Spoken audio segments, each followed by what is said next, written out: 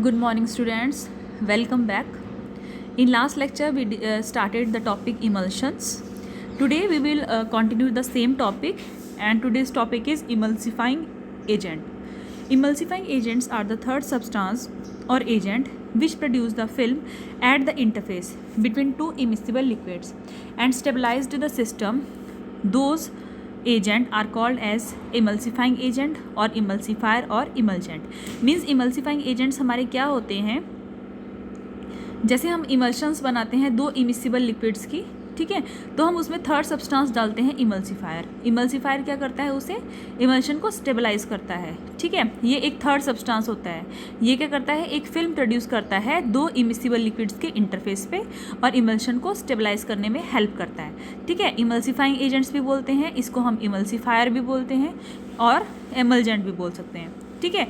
Pharmaceutically acceptable emulsifier must also, जो हमारे pharmaceutically acceptable emulsifiers होते हैं उनकी क्या क्या प्रॉपर्टीज़ होनी चाहिए. दे मस्ट बी स्टेबल, वो स्टेबल होने चाहिए. दे must B compatible with the other ingredients, other ingredients हैं उनके साथ वो कंपैटिबल होने चाहिए, उनकी कोई रिएक्शंस नहीं होनी चाहिए, ठीक है. They must be non toxic, ठीक है. और they possess the little odour, taste and colour. उनका जो ऑर्डर है, टेस्ट है, कलर है, वो लिटिल होना चाहिए, ठीक है. They must not interfere with the stability of efficacy of the active ingredient. जो हमारा एक्टिव फार्मास्यूटिकल इंग्रेडिएंट है उसकी स्टेबिलिटी पे कोई इफेक्ट नहीं पड़ना चाहिए इमल्सिफायर का, ठीक है. नेक्स्ट है हमारा emulsion dosage form present in liquid और सेमी सॉलिड फॉर्म. इमल्शंस हमारी लिक्विड और सेमी सॉलिड फॉर्म में होती हैं, ठीक है. इसको हम इंटरनली, एक्सटर्नली या फिर पेरेंटली भी यूज़ कर सकते हैं, ठीक है. अब जो इमल्शंस हैं जिनको हम ओरली यूज़ करते हैं, ठीक है, दे डिस्गाइज द टेस्ट और oiliness of the medicinal oils, ठीक है, जैसे कि पैराफिन हो गया, कॉड लिवर ऑयल हो गया, ठीक है. And also improve the absorption of the oils, ठीक है. अब कई पेशेंट्स ऐसे होते हैं जिसमें हम water in oil in water type of emulsions देते हैं, ठीक है, किसमें जैसे न्यूट्रिटिव ऑयल्स हो गए, फैट्स हो गए, ठीक है, उसको हम इंट्रावेनसली एडमिनिस्टर करते हैं, ठीक है. अब हमारे जैसे बोथ हैं, हमारे लिक्विड और सेमी सॉलिड एक्सटर्नल प्रिपरेशंस हैं, तो इसमें हम क्या है, ऑयल इन वाटर देते हैं, ठीक है. ऑयल इन वाटर इमल्शंस हमारे सुपीरियर होते हैं then water in oil emulsions, clear. उसके बाद आता है हमारा water in oil type of emulsions. इसको हम यूज़ करते हैं नॉन वीविंग सरफेस पे, ठीक है, और ड्राई सरफेस पे, ताकि इसकी डिहाइड्रेशन को हम प्रिवेंट कर सकें. ये डायग्राम है हमारा ऑयल इन वाटर इमल्शन का, ठीक है. इसमें हमारा ऑयल है, इसमें टेल ऊपर की तरफ है और हेड हमारा वाटर की तरफ है. हाइड्रोफिलिक पार्ट है हेड और इसकी जो टेल है वो ओलिफिलिक पार्ट है. तो इसमें ऑयल इन वाटर इमल्शन है ये, ठीक है. उसके बाद है एम्पीफिलिक होने के लिए क्या करना पड़ेगा, for amphiphilic to be concentrated at the interface. Amphiphilic को इंटरफेस में कंसनट्रेट करने के लिए उसको बैलेंस बनाना पड़ेगा with a proper amount of water and oil soluble groups, ठीक है. अगर हमारी जो कंसनट्रेशन है इमल्सिफायर की वो हाई है तो वो क्या करता है, एक रिजिड फिल्म फॉर्म करेगा दो इमिसिबल लिक्विड्स के बीच में, ठीक है. तो ये एक्ट करता है एज अ मैकेनिकल बैरियर, ठीक है, और ये मैकेनिकल बैरियर की तरह एक्ट करता है to both adhesion and coalescence of the emulsion, clear. अब इमल्सिफाइंग एजेंट को हमने क्लासीफाई किया है डिफरेंट कैटेगरीज में. इसमें आते हैं natural emulsifying agents from vegetable sources. इसमें है एकेशिया, ट्रैगाकांथ, अगार, पैक्टिन, स्टार्च. नेक्स्ट कैटेगरी है natural emulsifying agents from the animal sources. इसमें आता है gelatin, egg York, wool fat. Third is semi synthetic polysaccharides. इसमें आता है methyl cellulose, sodium carboxy methyl cellulose. Fourth category आती है हमारी सिंथेटिक इमल्सिफाइंग एजेंट्स की. इसमें आता है anionic, cationic and non ionic, clear. उसके बाद फिफ्थ कैटेगरी है हमारी इनऑर्गेनिक इमल्सिफाइंग एजेंट्स. इसमें आता है milk of magnesia, magnesium oxide, magnesium trisilicate, bentonite, saponins. Sixth है सेपोनिन्स. सेवन्थ कैटेगरी है हमारी एल्कोहल्स की. इसमें आता है कोलेस्ट्रॉल, कार्बोवैक्सिन एंड लैक्टिथिन, क्लियर. उसके बाद है नेचुरल इमल्सिफाइंग एजेंट, जिसे हम डिस्कस करेंगे. इसमें सबसे पहले आता है अकेशिया. अकेशिया क्या है, हमारा बेस्ट इमल्सिफाइंग एजेंट है, ठीक है, जिसको हम एक्सटेम्पोरेनियस प्रिपरेशंस के लिए यूज़ करते हैं, इमल्शंस बनाने के लिए यूज़ करते हैं, जिन्हें हम इंटरनली लेते हैं, ठीक है. और ये क्या है, स्टेबल है एट अ pH 2 to 10, ठीक है. और जो ये इमल्शंस होती हैं इनकी लो विस्कोसिटी होती है, ठीक है, इसलिए इसमें जो क्रीमिंग होती है उसके चांस बहुत कम होते हैं, ठीक है. और इसको हम क्या करते हैं, क्रीमिंग होती है इसमें, ठीक है, तो इसमें क्या करेंगे, इसको प्रिवेंट करने के लिए इसकी विस्कोसिटी को इंक्रीज़ किया जाता है. इसमें हम ट्रैगाकांथ, अगार या पैक्टिन डाल देते हैं, ठीक है, अलॉन्ग विद द अकेशिया. क्योंकि अकेशिया हम अगर डालेंगे तो उसकी लो विस्कोसिटी है और उसकी इमल्शन की क्या हो जाएगी, उससे क्रीमिंग हो जाएगी। उसको प्रिवेंट करने के लिए इसको हम मिक्स करते हैं ट्रेगाकांत, अगार और पैक्टिन के साथ, ठीक है। नेक्स्ट है हमारा ट्रेगाकांत। ट्रेगाकांत को हम इमल्सिफाइंग एजेंट की तरह यूज़ करते हैं, ठीक है। ये क्या करता है, वेरी कोर्स है ये, ठीक है, और थिक इमल्शंस को प्रोड्यूस करता है, ठीक है। विस्कोसिटी को इंक्रीज कर देता है कई बार, ठीक है। Too much and extend that pouring of emulsion become problem, मतलब बहुत ज़्यादा ये विस्कोसिटी को इंक्रीज कर देता है और हमारी इमल्शन गाढ़ी हो जाती है, जिससे हम इजीली इमल्शन को पोर नहीं कर सकते, ठीक है। तो ये भी एक प्रॉब्लम है, ठीक है। हम क्या करते हैं, इसको मेनली यूज़ करते हैं एज अ इमल्शन स्टेबलाइजर, ठीक है। अकेशिया की इमल्शन में हम इसको यूज़ करते हैं, अकेशिया के साथ लेते हैं इसको, ठीक है। और जो हमारा सुटेबल प्रोपोर्शन है, इसको हम लेते हैं 1 पार्ट ट्रेगाकांत का और 10 पार्ट्स अकेशिया के। इस प्रोपोर्शन में हम दोनों का मिक्सचर यूज़ करते हैं इमल्शन में, अकेशिया का और ट्रेगाकांत का। नेक्स्ट कैटेगरी है हमारी पैक्टिन। पैक्टिन एक कार्बोहाइड्रेट है, ठीक है, जो ऑब्टेन होता है हमारा inner part of rind of citrus fruits. जो सिट्रस फ्रूट्स होते हैं उसके इनर पार्ट से प्रोड्यूस करते हैं पैक्टिन को, ठीक है, या फिर एप्पल की पल्प से या गुआवा से, ठीक है। ये एक इमल्शन स्टेबलाइजर होता है, इसको भी हम अकेशिया की इमल्शन में यूज़ करते हैं, ठीक है। ये एक इमल्सिफाइंग एजेंट होता है, ठीक है। इसकी जो रेशो है 0.1 ग्राम पर ग्राम ऑफ अकेशिया यूज़ करते हैं, ठीक है। अब पैक्टिन की जो म्यूसिलेज है उसको प्रिपेयर किया जाता है, फिर इसको ऐड किया जाता है प्रिपरेशन के अंदर, ठीक है। और इसकी क्लम्पिंग को प्रिवेंट करने के लिए, वाटर के साथ इसकी क्लम्पिंग हो जाती है, उसको प्रिवेंट करने के लिए इसको हम वेट करते हैं अल्कोहल के साथ, ग्लिसरॉल के साथ और सिरप के साथ, क्लियर। नेक्स्ट है हमारा एग्जाम्पल एगार। एगार क्या होता है, एक ड्राइड एक्सट्रैक्ट होता है जो हम सी वीड से मिलता है, ठीक है। ये एक गुड इमल्सिफाइंग एजेंट होता है, ठीक है। और ये क्या फॉर्म करता है, very course and viscous emulsions, ठीक है। इसको हम एज इमल्शन स्टेबलाइजर यूज़ करते हैं लिक्विड पैराफिन की इमल्शंस में, ठीक है, जिसमें हम अकेशिया भी डालते हैं, ठीक है। जनरली हम अगार की 2% म्यूसिलेज ऐड प्रिपेयर करते हैं, ठीक है। इसको वाटर के साथ बॉयल किया जाता है, फिर इसको कूल किया जाता है 45 डिग्री सेल्सियस टेम्परेचर पे, ठीक है। इस टेम्परेचर के बिलो क्या करता है, वो एक जेल फॉर्म करता है जो यूज़फुल नहीं होती इमल्शन में, क्लियर। और हमारा नेक्स्ट आता है नेचुरल इमल्सिफाइंग एजेंट्स जिलेटिन। ये हमें एनिमल सोर्स से मिलता है जिलेटिन, ठीक है। इसको हम इमल्शन स्टेबलाइजर के लिए यूज़ करते हैं इन द लिक्विड पैराफिन, ठीक है। 1% कंसनट्रेशन की फॉर्म में हम इसको यूज़ करते हैं इमल्शन में। जिलेटिन इमल्शंस क्या होती है, इसमें बैक्टीरिया की ग्रोथ हो सकती है, इसलिए हम इसमें प्रिजर्वेटिव डालते हैं ताकि बैक्टीरिया की ग्रोथ को हम प्रिवेंट कर सकें। नेक्स्ट एग्जांपल है एग यॉक। एग यॉक क्या है, एक इमल्शन स्टेबलाइजर है, ठीक है। इसको हम इसमें हम यूज़ करते हैं लैक्टिथिन। लैक्टिथिन होता है, इसमें कोलेस्ट्रॉल होता है जो एक्ट करता है एज अ इमल्सिफाइंग एजेंट, ठीक है। हम इसको इमल्सिफिकेशन के लिए यूज़ करते हैं। फिश लीवर ऑयल्स की जो इमल्सिफिकेशन होती है उसके लिए इसको यूज़ किया जाता है, ठीक है। उसके बाद जो 15 ग्राम एग योक है उसको हम कैसे बनाते हैं, हर एक एग से, ठीक है, और उसको इमल्सिफाई करते हैं 120 ml फिक्स्ड ऑयल से और 60 ml वॉलेटाइल ऑयल से, ठीक है। उसकी एक क्या बनाई जाती है, एक इमल्शन बनाई जाती है, ठीक है। और उसमें प्रिजर्वेटिव को ऐड किया जाता है ताकि माइक्रोबियल की कंटेमिनेशन ना हो। नेक्स्ट है वूल फैट। वूल फैट को हम एनहाइड्रस लैनोलिन भी बोलते हैं, ठीक है। ये एक टाइप ऑफ वैक्स होता है जिसका मेल्टिंग पॉइंट 36 से 40 डिग्री सेल्सियस होता है, ठीक है। इसमें फैटी एसिड एस्टर्स होते हैं, कोलेस्ट्रॉल के, फैटी एल्कोहल्स के, ठीक है। ये हमारी स्किन में पोरली एब्जॉर्बेबल होता है, ठीक है, but with soft paraffin and vegetable oils, ठीक है। और ये प्रोड्यूस करता है क्रीम्स को। क्रीम्स हमारी पेनिट्रेट कर जाती है स्किन में और उसकी एब्जॉर्प्शन हो जाती है मेडिकामेंट्स की, ठीक है। हम इसको यूज़ करते हैं water in oil type of emulsions में, ठीक है। और ये क्या करता है, 50% ऑफ वाटर को एब्जॉर्व करता है, लेकिन जब हम इसको मिक्स करते हैं फैटी एसिड सब्सटेंसेस से तो ये इमल्सिफाई हो जाता है, ठीक है, several times its own weight of water and other hydroalcoholic liquids, clear. Next semi synthetic polysaccharides में आता है methyl cellulose. Methyl cellulose available होता है मिथाइल सेलुलोज की फॉर्म में, ठीक है। Methyl cellulose 20, methyl cellulose 2500 and methyl cellulose 4500। इसमें नंबर इंडिकेट करता है विस्कोसिटी इन एक्वस सॉल्यूशन, ठीक है। It is use as a emulsifying agent. Emulsification के लिए हम इसको यूज़ करते हैं मिनरल ऑयल्स की, वेजिटेबल ऑयल्स की, ठीक है, but less satisfactory for the cod liver oils, ठीक है। और ये हमारा सॉल्युबल होता है हॉट वाटर में, ठीक है। पीएच के जो चेंजेस होते हैं उसमें ये स्टेबल होता है, ठीक है। और उसके बाद क्या करते हैं, ये प्रोड्यूस करता है प्रिसिपिटेट। अगर इसमें लार्ज अमाउंट ऑफ इलेक्ट्रोलाइट्स डालते हैं तो ये प्रिसिपिटेट प्रोड्यूस करता है। नेक्स्ट हमारा सोडियम कार्बोक्सी मिथाइल सेलुलोज। ये क्या करता है, ये एक ट्रू इमल्सिफायर नहीं होता, ठीक है। ये इमल्शन स्टेबलाइज़र की फॉर्म में यूज़ किया जाता है। इसकी कंसनट्रेशन हम लेते हैं 0.25 से 1%, ठीक है। और इसकी सॉल्युबिलिटी किस में होती है? कोल्ड वाटर में और हॉट वाटर में ये सॉल्युबल होता है, ठीक है। नेक्स्ट कैटेगरी आती है सिंथेटिक इमल्सिफाइंग एजेंट और सरफेक्टेंट। सरफेक्टेंट कौन कौन से होते हैं? एनाइनिक में आते हैं। एनाइनिक सरफेक्टेंट्स क्या होते हैं? ये गुड इमल्सिफाइंग एजेंट्स होते हैं। इमल्शंस के लिए इनको यूज़ किया जाता है।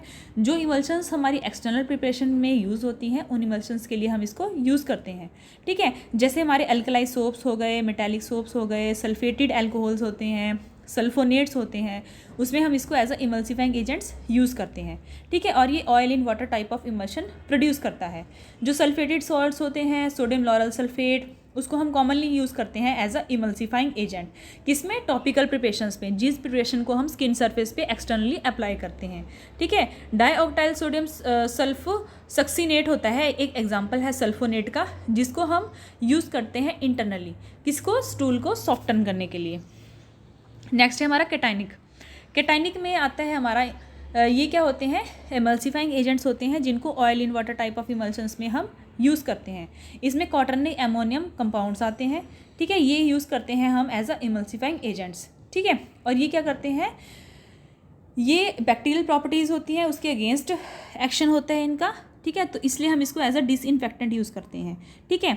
ये गुड एमल्जेंट्स नहीं होते हैं, बट एल्कलाइज सल्फोनेट्स के साथ और फॉस्फेट्स के साथ ये गुड इमल्शंस प्रोड्यूस करते हैं, ठीक है। जब हम इसको फैटी एल्कोहल के साथ कंबाइन करते हैं तो इसकी ग्रेटर स्टेबिलिटी हो जाती है, स्टेबिलिटी इंक्रीज हो जाती है, ठीक है। और ये स्टेबल होते हैं at a pH from 3 to 7 pH की रेंज में ये स्टेबल होते हैं, ठीक है। नेक्स्ट है इनऑर्गेनिक एमल्सिफाइंग एजेंट्स।